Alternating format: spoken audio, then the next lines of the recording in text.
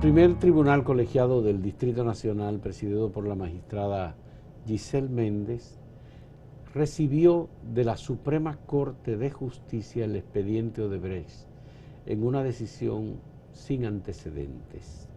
La Suprema Corte de Justicia decidió separar a un proceso que tenía jurisdicción privilegiada porque un senador arrastraba a 5 implicados y los separó. Eso nunca había ocurrido en los antecedentes de la justicia dominicana.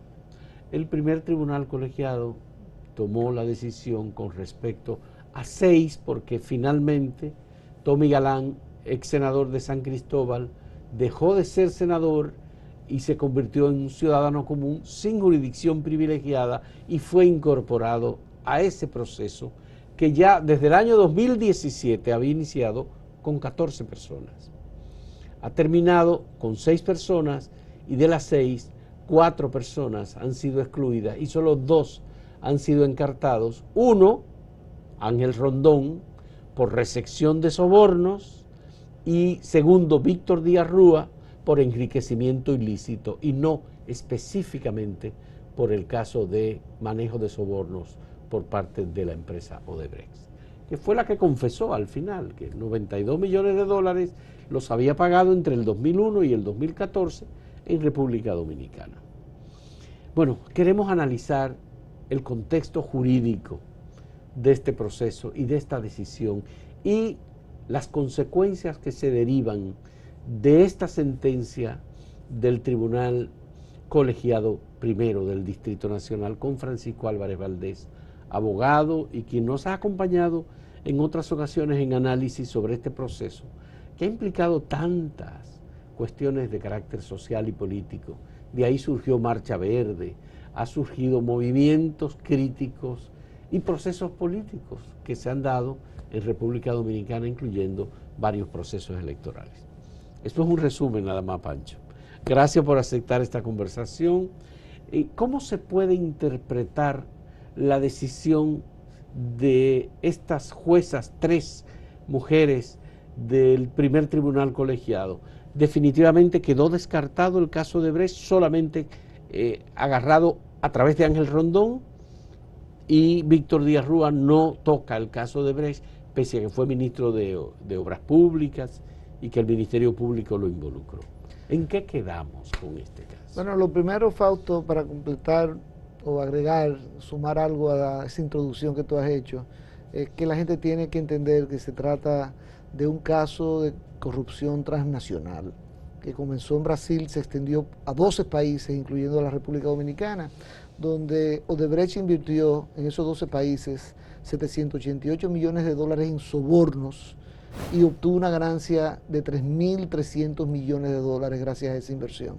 Y en República Dominicana invirtió, de esos 788 millones en Latinoamérica, 92 correspondieron a República Dominicana y obtuvo una ganancia en República Dominicana de 166 millones de dólares. Eso no lo estoy diciendo yo, eso está contenido en el informe del Departamento de Estado norteamericano, que fue la que destapó esta verdadera caja de Pandoras en República Dominicana.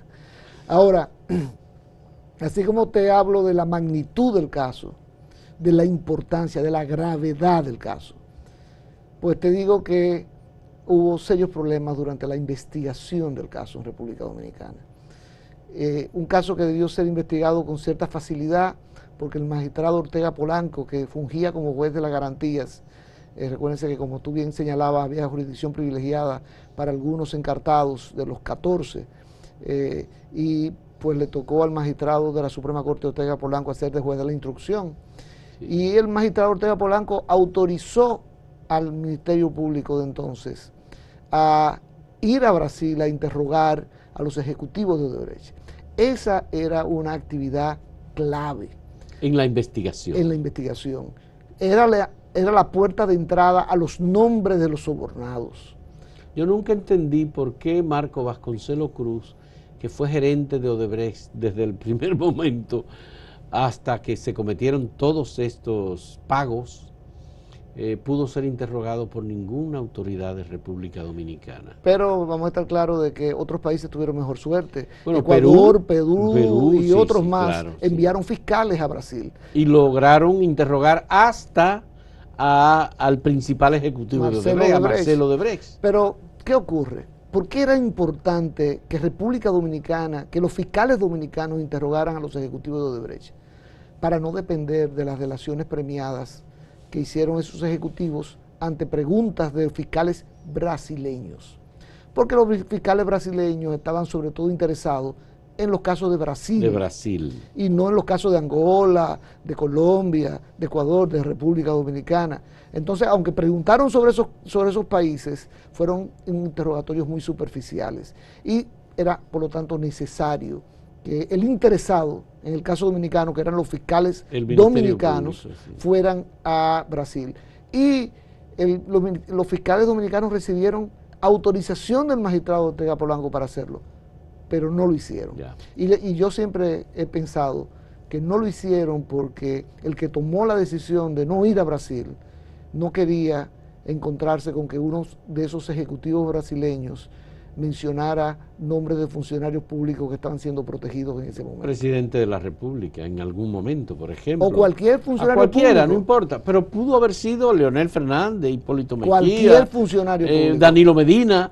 Porque recuérdate que el tema de Odebrecht comienza en el gobierno de Hipólito Mejía. Sí. Sigue en el gobierno de Leonel Fernández y continúa en el de Danilo Medina. Pero que no es un tema de ir contra un partido, o sea, Odebrecht corrompió todas las estructuras partidarias de la República Dominicana, como lo hizo también en los demás países. Pero yo sí sé que Hipólito Mejía emitió declaraciones por escrito sobre el tema y estuvo siempre dispuesto a comparecer ante cualquier tribunal que lo convocara o ante el Ministerio Público sobre las operaciones que se hicieron con Odebrecht en el gobierno 2000-2004.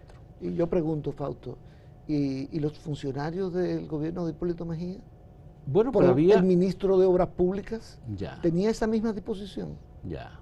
Porque no era Hipólito Mejía que manejaba de la presidencia, como entiendo yo que tampoco era Leonel Fernández o Danilo Medina. Pero igual Hipólito tampoco tenía por qué proteger a Miguel Vargas Maldonado, que luego se convirtieron hasta en enemigos políticos.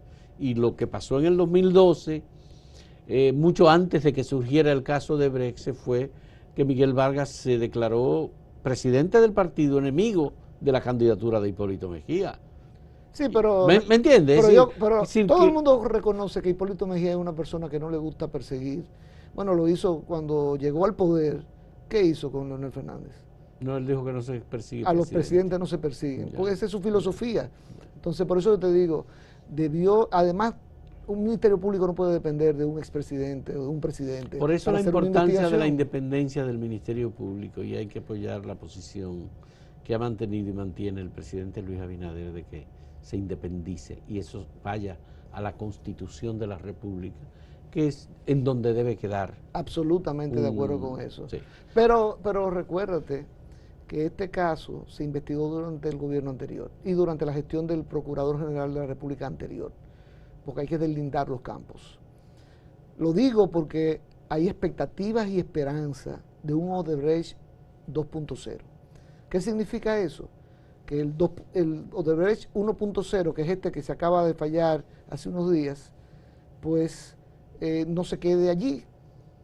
Odebrecht 1.0 solamente tocó el tema de soborno. El Odebrecht 2.0 debe tratar el tema de la sobrevaluación de obras.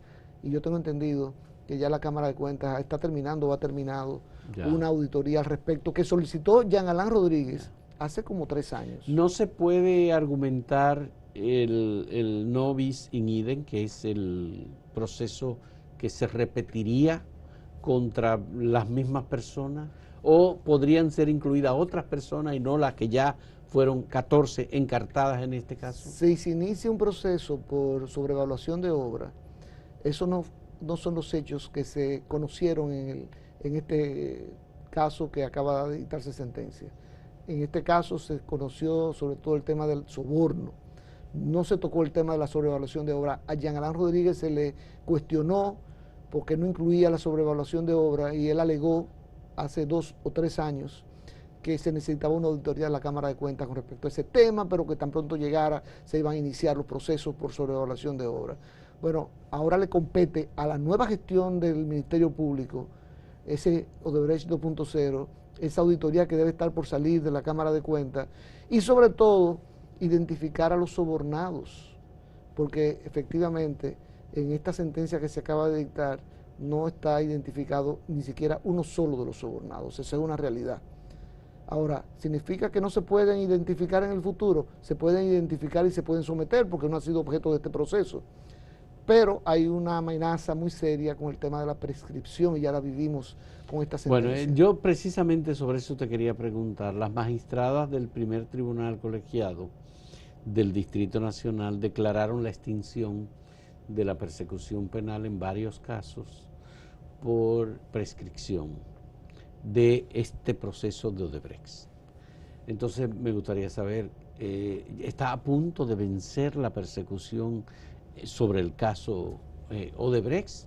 ¿O hay posibilidad de que un 2.0 recupere? Lo que está prescrito para todo el mundo. Y lo que se hace usualmente, y yo estoy seguro que el Ministerio Público lo debe estar haciendo, es en la fase de investigación, lo primero que se chequea es la prescripción, para saber qué tiempo le queda al investigador para completar su trabajo y presentar acusación, porque la prescripción se interrumpe cuando se presenta acusación. Pero la prescripción depende del tipo de acusación que se haga a la persona, es decir, por lo que se le persigue. Correcto. Opera en este caso el precedente establecido por Francisco Ortega Polanco sobre el tema de la prescripción de la corrupción, que nunca prescribe porque es un delito de lesa humanidad. Mira, a mí me gustó mucho la teoría del magistrado Ortega Polanco. Bueno, porque yo soy un activista contra la corrupción. Sí. Y obviamente esa sentencia iba orientada en una dirección muy interesante. Pero la realidad es que después de pronunciada esa decisión del magistrado Ortega Polanco, asimilando la corrupción a un crimen de lesa humanidad y por lo tanto aplicando las convenciones internacionales que establecen que los crímenes de lesa humanidad son imprescriptibles, la mayoría de los jueces, por no decir prácticamente todos, no estaban de acuerdo con esa posición del magistrado Ortega Polanco, y lo mismo pasó con los abogados en ejercicio. Claro. Y lo acabamos de ver con esta sentencia. Que estableció la prescripción en varios casos. Y no aplicó ese precedente de Ortega Polanco de que como era corrupción, pues no había prescripción. ¿A qué nos lleva esto? ¿Qué lección aprendida? Ahorita tú hablabas de la necesidad de que cuando se modifique la Constitución se independice el Ministerio Público del Poder Ejecutivo. Y yo te agrego, ahora también surge la necesidad de que cuando se modifique la Constitución, los casos de corrupción se declaren imprescriptibles. Colocado allí en la Constitución ya no hay más discusión que hacer. Qué bien. Vamos a hacer una primera pausa en este diálogo con Francisco Álvarez Valdés sobre esta decisión del primer tribunal colegiado del Distrito Nacional.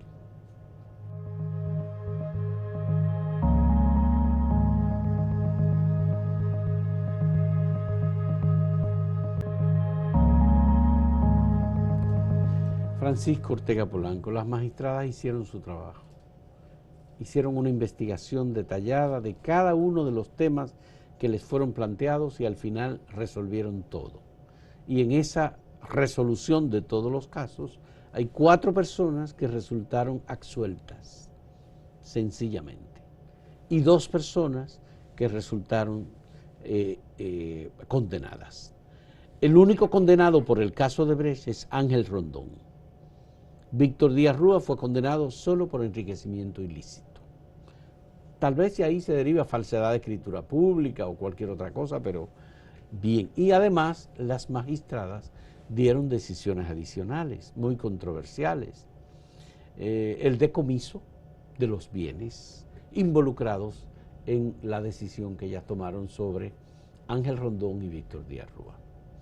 ¿Cómo considera Francisco Álvarez esta decisión? Bueno, lo primero es que tú acabas de mencionar uno de los puntos positivos de esta sentencia y de este caso, sí, que fue la actuación de las 3 magistradas que integran el primer tribunal colegiado del Distrito Nacional, que hicieron un excelente trabajo, y sobre todo la presidenta Giselle Méndez conduciendo las audiencias, eso ha sido reconocido por toda la sociedad, inclusive por los imputados, todos, inclusive por los abogados de los imputados. Así es.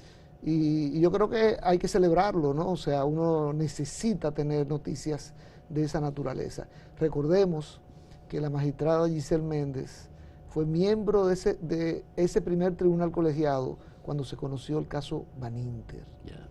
A pesar, la gente se extraña por la juventud de la magistrada, pero ella estaba ahí integrando ese primer tribunal colegiado que conoció el caso Baninter. El caso Baninter. Y hace aproximadamente 10 años del conocimiento de ese caso. Comenzó en 2003. Comenzó en 2003, pero digo, y se conoció. Al final tú sabes que fue mucho el proceso, pero terminó conociéndose cerca del 2010. Correcto. Presidido por el magistrado Antonio Sánchez Mejía. Así mismo. Pero bueno, así como te digo eso, te digo que también el Ministerio Público, sobre todo a través del magistrado Wilson Camacho y la magistrada Jenny Berenice. No, Ortiz. Ah, la magistrada Ortiz, ciertamente. Sí. Hicieron, que llevó el caso sí, ante el primer tribunal. E hicieron muy buen trabajo. Ahora, obviamente, tenían, en primer lugar, una acusación con deficiencias, de eso no hay duda. Esa es la realidad. Y después que tú tienes eso ya en juicio de fondo, no hay forma de alterarlo, ya, no, ni de modificarlo. Pero también tenían de frente a parte de los mejores abogados de la República Dominicana en el área del derecho penal y de las principales promesas. Había una joven ahí, abogada, Emily Rodríguez, que realmente es una excelente litigante y ya no es una promesa, es una realidad en la República Dominicana. O sea que fue muy interesante el choque de argumentos. Yo le di algún seguimiento a esa parte. Me recuerdo, por ejemplo, la exposición de Eric Raful en el cierre, que tratando de tocar las fibras, porque no solamente son argumentos legales los que se exponen, sino también argumentos humanos. Eric Raful como abogado de Conrado Pitaluga. Correcto. Pero si tú pasas balance a la decisión, lamentablemente el Ministerio Público no sale bien parado. Fueron 14 los primeros encartados, pero la gente se quedó en 14, fueron 15 al final, porque recuérdense que cuando se presenta acusación, vino la sorpresa de introducir a Jesús Vázquez, que luego fue sacado del expediente. Por Francisco Ortega Polanco. Correcto. Sí. Y en otras palabras, estamos hablando de 15 personas que se vieron en algún momento encartados en el caso. Y de 15 personas, solamente 2 personas condenadas. Y por soborno solamente una. Pues obviamente ahí se le está dando parte de la razón a la magistrada Miriam Germán Brito en aquel voto disidente histórico que tuvo en la Suprema Corte de Justicia, diciendo que ese expediente necesitaba mejoría antes de presentarse a juicio de fondo. Yo me recuerdo que yo no estuve de acuerdo con esa exposición de la magistrada Miriam Germán, porque el caso que se estaba conociendo era un caso de medida de coerción. Solamente medida de coerción. Y para medida de coerción tú no necesitas tener un expediente tan completo como tú lo necesitas para un juicio de fondo. Claro, la magistrada Germán dijo, yo espero que lo mejoren de aquí a que llegue el juicio de fondo, ¿no? Sí. Y por lo visto el expediente se quedó prácticamente igual, y aquí tenemos los resultados. Pero es increíble el nivel de detalle que utilizaron las magistradas. Hay que recalcar que fue una decisión a unanimidad. A unanimidad. Ellas no siempre decidieron a unanimidad en este caso. Pero en el caso de la condena de las 2 personas fue a unanimidad. Todo, la decisión completa que se dictó en estos días fue toda a unanimidad. Yo digo que en el conocimiento del caso de fondo hubo decisiones que se tomaron para excluir pruebas donde había disidencia entre las 3 magistradas, pero ya en su decisión final fue a unanimidad. Y el nivel de detalle con que cada una de ellas argumentaba su caso, por ejemplo, cuando estaban examinando el enriquecimiento ilícito de Víctor Díaz Rúa, el análisis que hicieron de todas sus compañías y de los activos que tenían esas compañías, pues demostraban pues que se estudiaron, como dijo la magistrada presidente, cada una y todas las pruebas. Yo tengo una pregunta sobre eso. ¿Era posible retener la culpabilidad de Víctor Díaz Rúa por enriquecimiento ilícito si la acusación lo involucraba como un receptor de soborno. Es que no se pudo probar nada con respecto a soborno relacionado con Víctor Díaz Rúa. Y hubo que recurrir al tema de la declaración jurada de patrimonio. Ellas estaban autorizadas a analizar Sí, el tema del enriquecimiento porque ilícito. esa era una de las imputaciones contra Víctor Díaz. Aparte de soborno, Ya. también enriquecimiento ilícito. Y creo que había falsedad en la declaración jurada también, en fin. O sea que ellas sí estaban autorizadas para hacerlo. Pero lo que quiero decir es que examinaron con mucho detalle y dieron esos detalles. Y debemos esperar la sentencia completa que vendrá a finales de noviembre. 25 de noviembre. Y allí estarán los argumentos, por ejemplo, para no, poder... La lectura que se hizo de la sentencia no fue completa. No, ellas explicaron al inicio del caso que iban a leer solamente la parte dispositiva. Ahora, ¿qué pasa? Los jueces siempre justifican su parte dispositiva con algún discurso que no es la lectura de la sentencia, sino sencillamente sus opiniones al respecto. Ya. Y un caso interesante, después que ellos declararon prescrita una serie de obras y contratos, inclusive después que rechazaron también sobre todo las primeras obras, Palomino, tal, fueron diciendo ya todo esto prescrito. Cuando iban a comenzar a argumentar sobre el fondo del caso, titularon, porque es un título, aspectos generales del caso. Es la primera vez que yo recuerde en mi práctica profesional que veo que en una sentencia se hace un título y un capítulo para declarar o informar sobre los aspectos generales del caso. Yeah. Y fue muy interesante, Fausto, porque en ese capítulo de aspectos generales del caso está todo el contenido de la declaración que dio el Departamento de Estado norteamericano, las delaciones premiadas, y algunos dicen, por eso fue excluido. Pero eso también estaba contenido en el acuerdo de lenidad con Odebrecht. Y suscrito en la República Dominicana. En República Dominicana y avalado por un tribunal. Y que eso no fue excluido. No fue excluido. Pero fue interesante cómo ellas fueron relatando la magnitud del caso. Eso demostraban que ellas habían logrado un nivel de conciencia de la gravedad de lo ocurrido. Ahora, dicho esto, te digo que tenemos un problema en República Dominicana porque los crímenes de cuello blanco se castigan de una manera muy benigna. Aquellos que estaban imputados de soborno podían ser condenados entre 5 y 20 años. Sin embargo, Ángel Rondón fue condenado a 8 años. Víctor Díaz Rúa fue condenado a 5 años. A pesar de la gravedad de los hechos declarados en esos aspectos generales del caso, son unas penas relativamente benignas.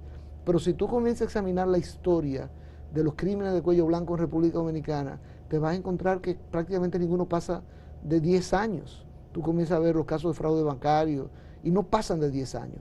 Y es porque los jueces tienen la mentalidad de que para pasar de 10 años tiene que haber sangre. Y yo siempre he dicho, en los casos de corrupción hay muchísima sangre, porque esos fondos que no obtiene el Estado y no puede dedicarlos a los hospitales, a medicina, a los médicos, generan pérdida de vidas humanas que deben ser considerados.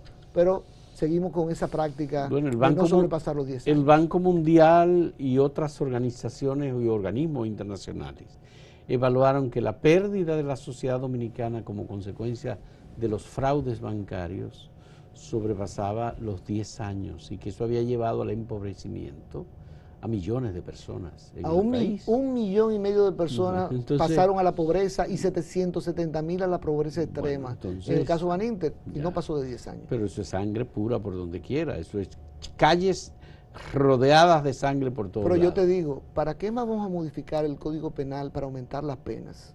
Si no estamos aplicando las penas máximas que tenemos ahora. Entonces, ¿tú crees que las juezas fueron benignas con las condenas a Ángel Rondón y a Víctor Díaz Rúa? Es una tradición que existe en República Dominicana, una costumbre entre todos los jueces, no pertenece solamente a estas 3 magistradas del primer tribunal colegiado. Te repito, tú haces un examen en el pasado y los crímenes de cuello blanco se castigan con mucha benignidad. Ya. Hay alguna preocupación porque a Víctor Díaz Rúa se le condenara por enriquecimiento ilícito, en el sentido de que tú evalúas cualquier declaración jurada de bienes, tú vas y escarbas de este gobierno, del anterior gobierno, y tú te vas a encontrar con incongruencias, falta de información, falsificación de información, omisión, sobre todo, omisiones, sobre todo. Entonces aquí van a tener que condenar a todo el mundo por este precedente. Fausto, pero lo importante de esta sentencia es ese mensaje poderoso que envía la sentencia a los funcionarios públicos actuales y a los futuros, de que pueden ser atrapados por la vía de su declaración jurada de patrimonio. Me recuerda el caso de Al Capone. Al Capone cometió todos los asesinatos habidos y por haber y nunca pudo ser atrapado por ninguno de ellos. Sin embargo, fue atrapado por evasión de impuestos y murió en la cárcel por esa razón. Entonces, el mensaje es precisamente que los funcionarios públicos deben dedicar más tiempo a preparar sus declaraciones de patrimonio, bueno, y hacerla con veracidad, porque tú sabes que ha habido una práctica en República Dominicana de declarar, cuando tú entras a una función pública, tú declaras lo que tú aspiras que te vas a robar en el futuro. Entonces, ha habido funcionarios que pueden tener 50 millones de patrimonio y declaran 300 millones, porque a ese punto que cuando salgan aspiran a haber llegado, ¿no? Entonces, esta sentencia es un precedente importante sobre esa materia, igual que es un precedente importante en el caso de Ángel Rondón, con la aplicación por primera vez de la ley 448-06 sobre soborno en el comercio y en la inversión. Esa ley fue la que permitió, no a través de su artículo 2, que obligaba a identificar al sobornado, porque dice ese artículo 2, todo funcionario público que reciba dinero, entonces hay que identificar al funcionario público que recibió dinero, pero no, las magistradas no utilizaron el artículo 2, utilizaron el artículo 3, que dice, toda persona, ya no solamente funcionario público, que ofrezca dinero para obtener favores, que ofrezca el simple ofrecimiento a funcionarios públicos, puede ser sancionado. Y Ángel Rondón salió diciendo, ¿y dónde están los sobornados? Bueno, sí, en virtud de ese artículo 3, las juezas fueron muy creativas al señalar, no es necesario identificar al funcionario, porque ya fue probado por las declaraciones de Odebrecht y por las declaraciones de los testigos, que Odebrecht entregó esos fondos a Ángel Rondón para soborno. Que no hayan aparecido los sobornados. ¿Para conseguir qué? Decía el tribunal. ¿Para conseguir qué? Contratos de obras públicas y aprobaciones congresuales. Y decía la presidenta del tribunal colegiado, ¿y quiénes pueden dar esos contratos de obras públicas y esas aprobaciones congresuales? Funcionarios públicos solamente. Entonces no hay que identificar con nombre y apellido, el caso queda aprobado de esa manera y por eso fue condenado. Es decir, que el silencio de Ángel Rondón respecto de las personas que habrían recibido los sobornos no lo excluye de la responsabilidad que le atribuyó el Ministerio Público sobornando a todos los que finalmente ellos incluyeron en el caso, pero ahora han resultado excluidos. Bueno, por eso te estaba diciendo lo importante de este precedente, porque como te dije, es la primera vez que se aplica esta ley de soborno en el comercio y en la inversión. Y esa interpretación es una interpretación a favor de la sociedad, de que usted pudo haber hecho como sobornador un trabajo muy bueno, ocultando al sobornado, pero si se prueba que esa actividad suya solamente podía ser lo que usted pedía, realizada por un funcionario público, está tipificada la infracción y puede ser condenado. Ese es el razonamiento. Ahora, hay que aguardar la sentencia completa el 25 de noviembre porque las magistradas van con toda seguridad a desarrollar ese argumento que yo te acabo de dar y tal vez otros que no estoy viendo en este momento. Ya. Es interesante este análisis porque uno al final dice, bueno, lo que tú decías en principio, tú dices, bueno, pues se comprobó la hipótesis de Miriam Germán cuando ella en la medida de coerción dijo, ¿y es con eso que van a hacer el expediente? Pues mire, tienen que sustentarlo mejor porque con eso no van a llegar a ningún lugar. El Ministerio Público se quedó un tiempo muy largo, se convirtió en un caso especial, se le dio el tiempo suficiente y no entregó las pruebas que las juezas quedaran convencidas de que el soborno había operado y se había entregado dinero de esos 92, porque 92 millones de dólares. Al final no se quedó con ese dinero Ángel Rondón. Bueno, Él todavía sigue reclamando dinero de Punta Catalina. Dice el informe del Departamento de Estado norteamericano que esos dineros se entregaban al intermediario para que él, una parte de ese dinero lo entregara a funcionarios públicos. ¿Eso lo retuvieron las juezas en la decisión? Sí, claro que sí, claro que sí. Por eso te estoy diciendo que realmente es una buena interpretación, porque le está diciendo a los sobornadores, si ustedes hacen un excelente trabajo ocultando al sobornado, no necesariamente se están librando de la sanción penal. Bien. Vamos a hacer una nueva pausa en este diálogo con Francisco Álvarez Valdés, abogado, sobre este tema de Odebrecht, al que él también le ha dado mucho seguimiento.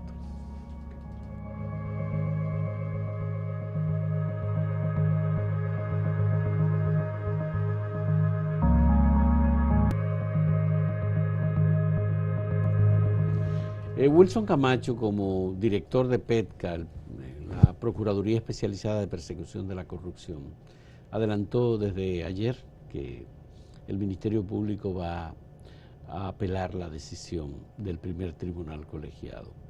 Obviamente, los dos condenados también van a impugnar la decisión del tribunal. Los demás quedan excluidos. ¿Qué tú recomendarías al Ministerio Público sobre esta acción? ¿Concentrarse en los dos condenados y continuar en apelación, o dedicar tiempo a retomar los casos de los 4 absueltos? Mira, el magistrado Wilson Camacho, que es un excelente litigante, ha asumido este caso con mucha responsabilidad, porque se ha tirado culpas ajenas arriba. Sí. Él no fue de los que investigó el caso. Él fue buscado para litigar el caso, porque obviamente una de sus fortalezas precisamente es la litigación. Sin embargo, mucha gente me ha dicho, él debió deslindar y decir, no, él ha asumido la responsabilidad porque el Ministerio Público es uno solo. Sí. No importa que la gestión anterior, la gestión actual, el Ministerio Público es uno solo. Sí, uno solo. Y yo creo que lo asumió con mucha responsabilidad. Hubiese sido preferible para él decir, yo no tengo que ver, no me metan ahí, busquen otro fiscal. No, él dio la cara. Ahora, yo no hubiese dado la declaración de que, saliendo de la lectura de la sentencia, de que iba a apelar. Yo creo que ahí lo hubiese sido prudente decir, vamos a esperar la sentencia el 25 de noviembre, el equipo de fiscales lo va a estudiar y va a decidir el rumbo a tomar. Okay. Punto. Y tal vez recurran contra todos, pero tal vez, revisando los argumentos del tribunal, decidan fortalecer los casos más fuertes, ¿no? Diciendo, vamos a desistir de recursos contra este o contra aquel. Esa posibilidad prácticamente se cierra ahora, porque ya hay una declaración de que se va a apelar contra todos. Lo mismo pasó con el señor Rondón. Rondón primero dio una declaración de que eso mismo, que iban a esperar la sentencia para estudiarla y decidir qué hacer, pero poquito después dijo, vamos a apelarla. Pero claro, los dos condenados van a apelarla sin ninguna duda, ¿no? Eso no hay que dudarlo. No hay que dudarlo de ninguna manera. Ahora, el Tribunal de Conocimiento de la Apelación es una corte de apelación. ¿Es una corte de apelación especial, tomando en cuenta que este era un tribunal de primera instancia colegiado? No, es un tribunal, una de las salas ordinarias de la Cámara Penal de la Corte de Apelación del Distrito Nacional. ¿Compuesta por cuántos jueces? Por 5 jueces. 5 jueces, sí, de corte de apelación. Correcto. ¿Se sabe cuál es la corte que conocería las apelaciones? No. Eso se supone que se sortea. Se sortea, se hace un concurso. El presidente de las salas de la corte sortea y se supone que pues se le asigna a una de esas salas. Habrá que esperar a ver. Pero este es un caso, esa apelación va a durar todavía un año más. Vamos a hacer un resumen diciendo que la audiencia preliminar que conoció el magistrado Ortega Polanco duró 1 año y 8 meses. El juicio de fondo, que acaba de terminar con esta sentencia, duró 1 año y 4 meses. Y todavía ahora en apelación habrá que esperar 12 meses más, en mi opinión, para conocer una decisión de la Corte. Porque la sentencia va a salir el 25 de noviembre, pero después va a venir la apelación, la respuesta a la apelación, van a venir audiencias, van a haber proposiciones, o sea que a final del año próximo, en el último cuatrimestre, podremos tener una sentencia a nivel de apelación. Bien, pero el tribunal o la Corte de Apelación juzga los criterios del tribunal y el proceso llevado por el tribunal, exclusivamente. Ya no se conoce el caso desde cero como era antes, sino temas muy puntuales, es un examen a la sentencia. Lo que hace el tribunal. Y por eso te puedo decir que se va a decidir en un año, porque si fuera como era bajo el antiguo código, duraba 3, 4 años sin ninguna dificultad. O sea, pero aquí lo importante es, hay quejas porque no le variaron las medidas de coerción. Recordemos que... Si la gente quiere cárcel. Sí, recordemos que Víctor Díaz, que Ángel Rondón y Víctor Díaz fueron llevados a prisión preventiva cuando comenzó el caso. Sí. Y que el magistrado Ortega Polanco después le varió la medida de coerción. A Ángel Rondón 70 millones de garantía económica, impedimento de salida y presentación periódica. Y a Víctor Díaz Rúa 50 millones de garantía económica, presentación periódica e impedimento de salida. Y ahora, en juicio de fondo, el Ministerio Público pidió que se variaran esa medida a prisión preventiva, basado en el tema de que iban a ser condenados y podían evadir la justicia. ¿Qué decidieron las juezas? Que no había razón alguna para modificar la medida de coerción. Y yo estoy de acuerdo con esa decisión de la magistrada. Y la argumentaron muy bien. Los imputados asistieron a todas las audiencias, nunca hubo dilación por culpa de ellos. O sea que no había razón para enviarlo a prisión preventiva. Lo importante ahora, bueno, hay casos, todos esos casos de fraude bancario, cuando la Suprema dictó su sentencia final, estaban en libertad. Sí. Y entonces en ese momento fueron a prisión. Así es como deben ocurrir la mayoría de los casos. Yo no creo que haya un peligro de fuga en el caso de Ángel Rondón y de Víctor Díaz Rúa. No hay razones para creer en eso. ¿Y cómo consideras el decomiso de los bienes, incluyendo las viviendas donde ellos viven, en la Torre Caney? Bueno, está muy claramente explicado en ambos pero casos. en el caso de Ángel Rondón fueron las dos compañías que recibieron... Larshan y Conamsa. Que recibieron los fondos. Sí. Esas sí. fueron decomisadas. Y todos los productos financieros, tanto en la República Dominicana como en el exterior. Y dijeron inclusive que se identificarán en la sentencia, en el cuerpo de la sentencia cuando se dicte. O sea que yo escuchaba a Ángel Rondón en la radio hace un rato diciendo, no, fueron solamente esas dos compañías, porque esas dos compañías no deben tener ya ningún activo en este momento. O sea que decomisarla no representa ninguna recuperación, en mi opinión, excepto que tengan cuentas bancarias congeladas a nombre de esas compañías y cuentas bancarias a nombre de Ángel Rondón. Eso habrá que ver. El que resultó más perjudicado con el decomiso fue Víctor Díaz Rúa. La Torre Caney, su Villa de la Romana, el yate Balbi, los productos financieros, o sea, otros inmuebles, o sea que realmente él fue el más afectado con esta medida. Y qué bueno que comience a aplicarse de esa manera, porque yo siempre he dicho, tú quieres combatir la criminalidad, hay que darle donde más duele. ¿Dónde más duele? No donde duele más, Fausto. En los bolsillos. En los bolsillos. Entonces, ¿esta sentencia sobre los decomisos se ejecuta de manera inmediata o hay que esperar a la lectura de la sentencia el 25 de noviembre? El plazo de apelación es suspensivo. O sea, con la apelación. El plazo de apelación comienza cuando se dicta, cuando se entrega la sentencia completa. Se entrega la sentencia completa, el 25 de noviembre. Y el plazo de apelación creo que son 20 días, pero como es caso complejo se duplica, 40 días. Y el plazo de apelación suspende la ejecución de la sentencia. Ya. Y cuando se apela, la apelación suspende la ejecución de la sentencia. O sea incluye lo del decomiso también de los absolutamente, bienes. Eso no se puede tocar hasta que es no decir, haya que ahora nada de eso se va a tocar. Correcto. Eso se mantiene. ¿Hay alguna posibilidad de que ellos en este proceso puedan disponer de los bienes que tienen antes de la llegada del 25 de noviembre? Tú sabes que yo no recuerdo ahora si esos inmuebles o esos activos fueron inmovilizados.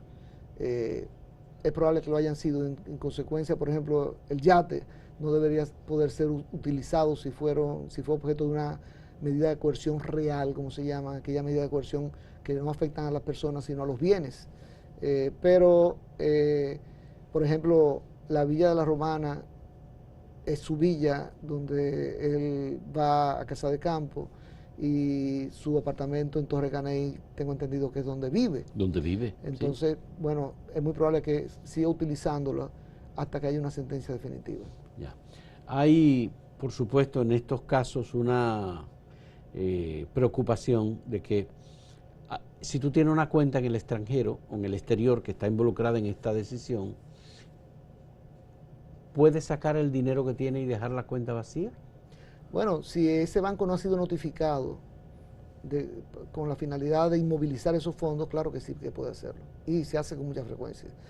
Por cierto, ahora que tú mencionas los temas offshore, las magistradas se refirieron al tema de las compañías offshore. Que dijeron que eran legales. Y dijeron que eran legales. Sí, sí. Sí. Porque yo he estado hablando mucho en los medios sobre ese tema, y la gente me dice, bueno, pero es que ese abogado a sus clientes les constituye compañías offshore. Sí, nosotros servimos de canal con oficinas de abogados en Panamá o en Caimán o en otros países, para aquellos clientes que quieren constituir una compañía offshore, porque las compañías offshore son legales. Pero las magistradas muy inteligentemente, muy hábilmente, dijeron que son legales, pero comenzaron a describir unas prácticas ilegales por parte de esas compañías. Porque las compañías per se, esa palabra ya está contraindicada, pero bueno, las compañías per se no son ilegales, ni las offshore ni las dominicanas, pero ambas se pueden prestar a ilegalidades, a ser utilizadas para actividades ilícitas. ¿Qué pasa con los casos de testaferratos mencionados por las magistradas en las sentencias sin dictar ninguna decisión sobre ellos? Por ejemplo, el nuero o el yerno de Víctor Díaz Rúa fue mencionado en la sentencia, pero no hay ninguna implicación para él porque no retuvieron una responsabilidad penal. Una responsabilidad penal. Sí, lo mencionaron porque el Ministerio Público lo incluyó en su acusación. Como testigo. Y lo incluyó en su acusación. De cargo. Y incluyó en acusación esas actividades con el yerno. Pero las magistradas no retuvieron responsabilidad penal por eso. Si lo hubiesen retenido, no podían afectar al yerno, porque el yerno no formó parte del caso como imputado, sino como testigo. Creo. Y en el caso de no los mencionaron, pero los descendientes de Ángel Rondón, sus hijos, que han estado en todo el proceso. Sí, pero no fueron incluidos, no fueron encartados. En consecuencia, no podía haber una sentencia que los perjudicara ni los beneficiara, punto. Ya. El Ministerio Público, ¿tú crees que debe, y insisto con la pregunta, debe reflexionar sobre esto y desistir de la apelación o mantener la postura de Wilson de que van a apelar por los 4 absueltos? Mira, yo creo que lo primero es reconocer que el Ministerio Público tiene una nueva imagen de credibilidad, de confianza. Si se hace una encuesta, ojalá Acento haga una encuesta con respecto al Ministerio Público. Tenemos una encuesta que vamos a hacer. Pero con respecto al Ministerio Público. Y van a notar que el país confía en el nuevo Ministerio Público encabezado por la magistrada Miriam Germán Brito, y que confía en esas 2 cabezas que tiene la magistrada a su alrededor, que son Jenny Berenice Reynoso y Wilson Camacho. Sí. Ese trío genera confianza en la ciudadanía. Esa confianza debe ser utilizada para demostrar que realmente no va a haber impunidad en República Dominicana. Porque hay no solamente los casos que ya se han introducido, sino otros casos que conocemos que son muy complejos, que deben venir en camino. El mismo caso de Brecht. ¿Se va a quedar en 1.0? Yo creo que es una responsabilidad de esta nueva gestión del Ministerio Público terminar de escarbar en esos escombros que dejó Odebrecht para identificar responsabilidades y llevarlo a la justicia. Aunque con el tema de la prescripción que ya vimos señalada por la jueza, hay una preocupación muy normal, lo primero que tiene en el sentido de que prácticamente todo esto está terminando para prescripción. Pero lo primero que tiene que hacer el Ministerio Público es revisar los temas de prescripción de otras obras. Por ejemplo, Punta Catalina no se mencionó, pues hay que revisar los temas de prescripción de Punta Catalina. ¿Para qué? Sencillamente para estar atento de cuál es la fecha tope en la que se puede presentar acusación. Ok, bien, vamos a hacer una pausa, última pausa, en este diálogo con Francisco Álvarez Valdés sobre esta decisión de las magistradas del primer tribunal colegiado del Distrito Nacional.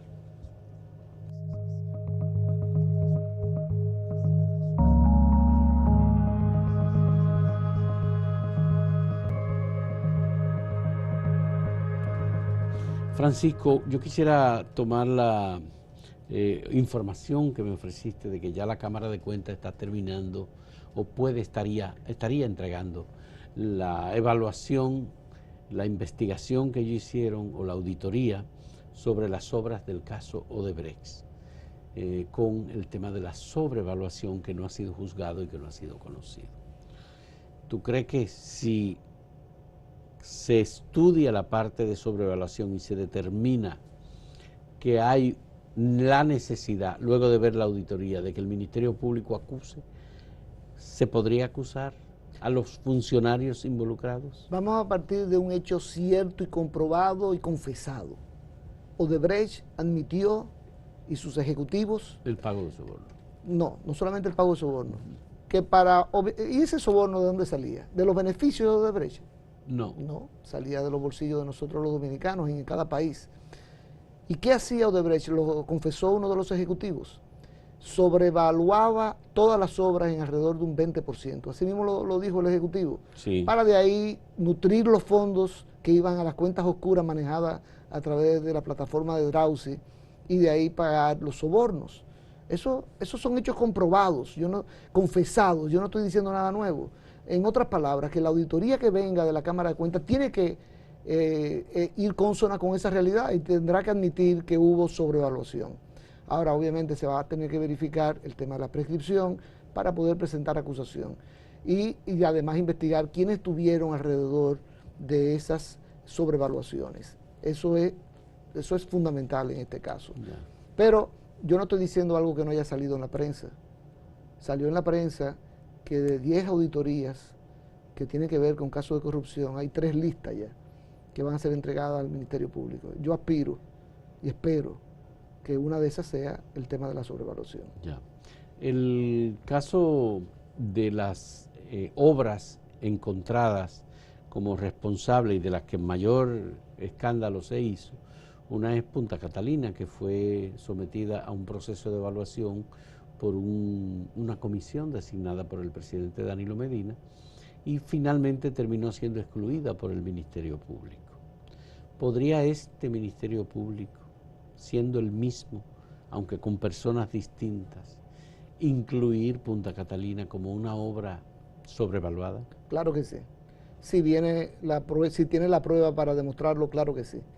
Y definitivamente que por eso yo hablaba de la Cámara de Cuentas, una Cámara de Cuentas que también tiene en este momento credibilidad y genera confianza en la ciudadanía.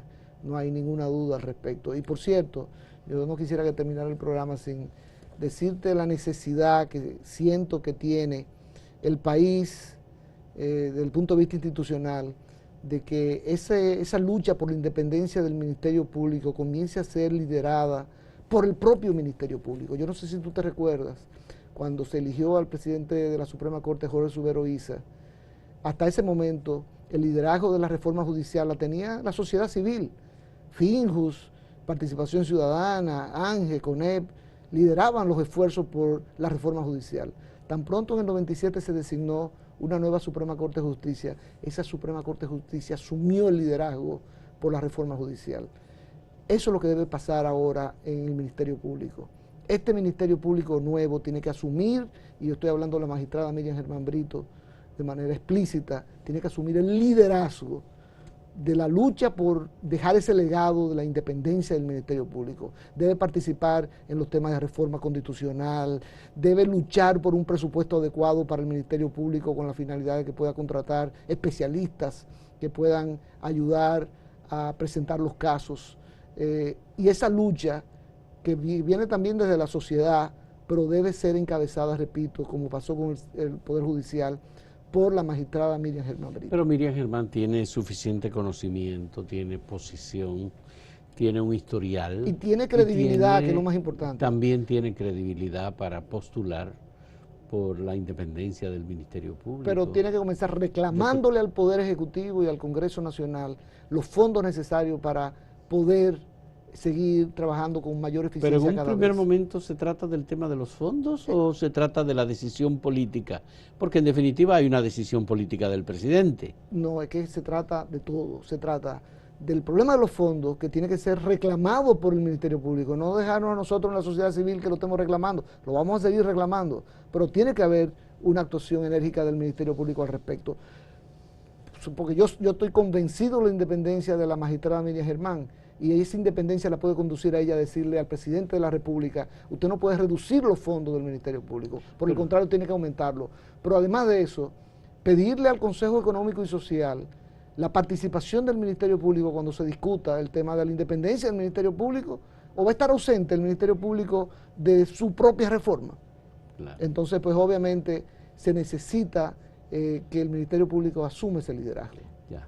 El Poder Ejecutivo ha dicho muy claramente que no puede depender de la voluntad del presidente de la República actuaciones como las que debe hacer el Ministerio Público, y que él quiere dejar como legado que esto esté en la Constitución de la República y no como ha quedado y está ahora, que es una voluntad suya personal.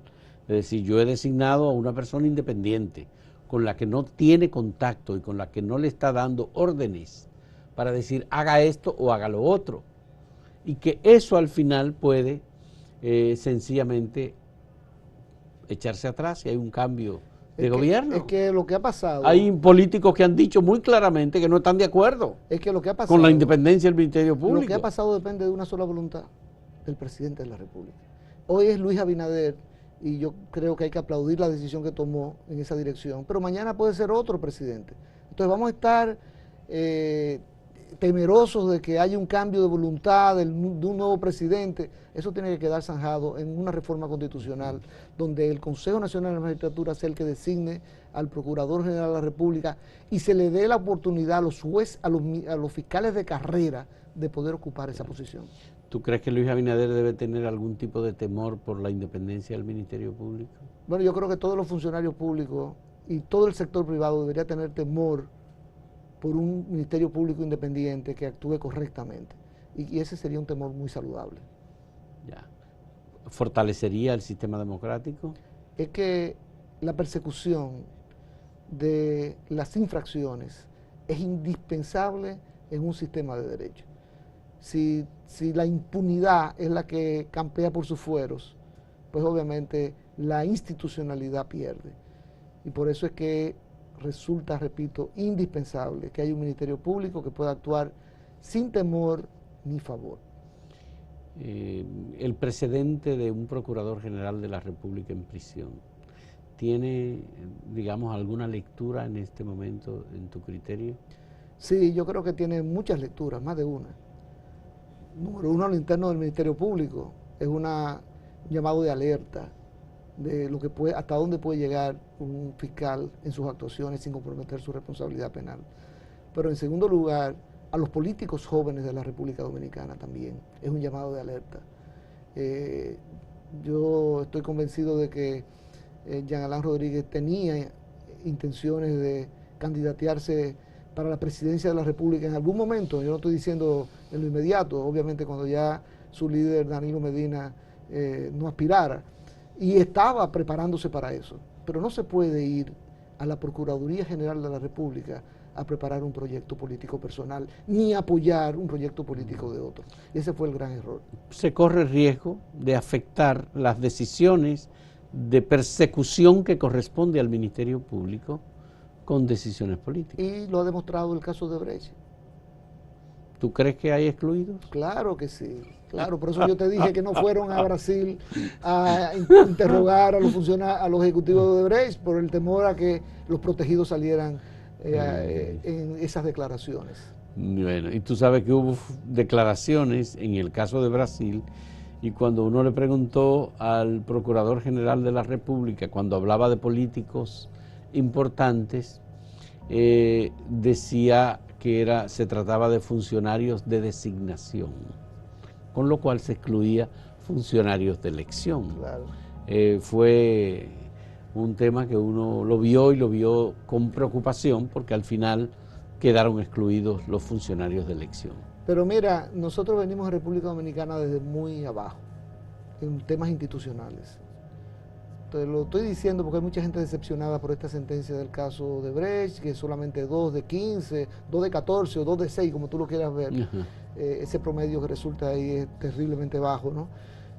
Yo creo que hay que verlo con optimismo, porque no es fácil subir en la escalera de la institucionalidad. Cuesta trabajo, hay muchos obstáculos, y este fue un paso positivo. 2 condenados, pero fueron los 2 principales imputados. Y no hubo populismo penal. Para nada, estas magistradas demostraron precisamente que están inoculadas contra el populismo penal. Qué bueno. Muchas gracias a Francisco Álvarez Valdés, abogado, miembro de Participación Ciudadana, luchador por la transparencia y observador de los asuntos del Poder Judicial y del Ministerio Público, por esta conversación que nos ayuda a entender este proceso que hemos seguido durante tantos años y que ha involucrado a la justicia en su totalidad, Ministerio Público y Poder Judicial. El caso de Brecht, que comenzó en enero del 2017 y seguirá todavía por unos años más. Y gracias a ustedes por la compañía. Hasta luego.